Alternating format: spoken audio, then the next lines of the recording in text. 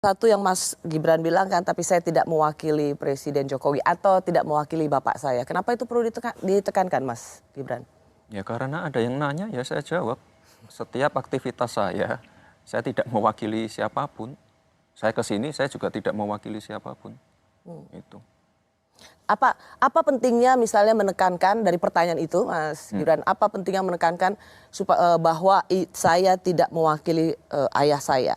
Apa pesan apa yang ingin Mas Gibran sampaikan?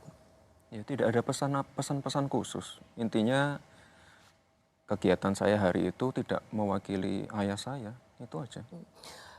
Dan saya juga nggak tahu kenapa para teman-teman media harus bertanya tentang itu. Saya juga nggak tahu.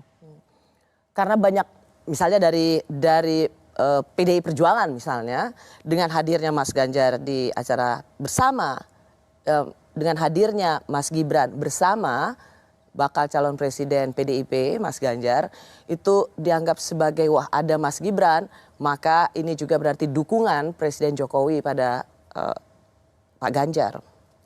Ya kalau soal itu silahkan ditanyakan langsung ke beliau.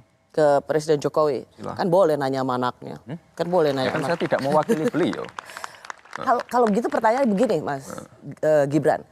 Mas Gibran ingin mematahkan harapan banyak orang di PD Perjuangan bahwa hadirnya Mas Gibran bersama Mas Ganjar itu bukan berarti dukungan Presiden Jokowi pada Ganjar. Bukan berarti juga tidak mendukung. Kan silahkan, biar semuanya jelas, silahkan ditanyakan langsung ke beliau. Intinya saya ke situ hadir mendampingi Pak Ganjar, saya tidak mewakili siapapun. Saya tidak bawa nama siapapun. Membawa nama kader PD Perjuangan? Saya sendiri. Gibran Raka Buming Raka.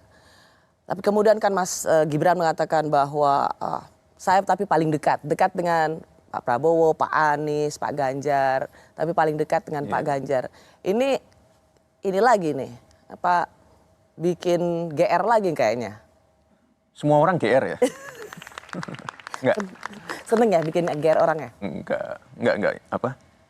Ya kalau lebih sering beraktivitas ya pasti dengan Pak Ganjar selaku Gubernur Jawa Tengah. Paling sering ketemu ya pasti beliau. Tapi sekali lagi intinya kalau ketemu senior ataupun ada menteri siapapun yang ke Solo pasti saya sambut. Pasti saya jemput. Kalau ada waktu pasti saya ajak makan.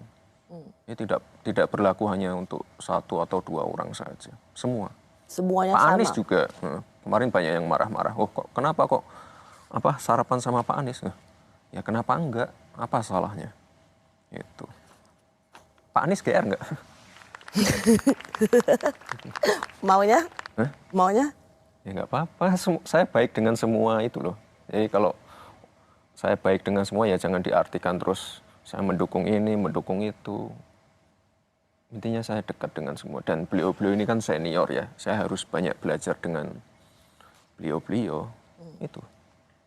Sebagai kader PDIP, tidakkah Mas Ganjar merasa bahwa mempermainkan perasaan kader PDIP yang lainnya?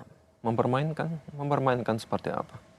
Seperti tidak tegak lurus pada pilihan atau keputusan. Ya, saya diberi arahan, saya langsung berangkat. Besok berangkat ke Bogor, saya berangkat. Nah, besoknya kemana lagi saya berangkat. Kalau nggak tegak lurus, saya nggak mungkin hadir. Tuh.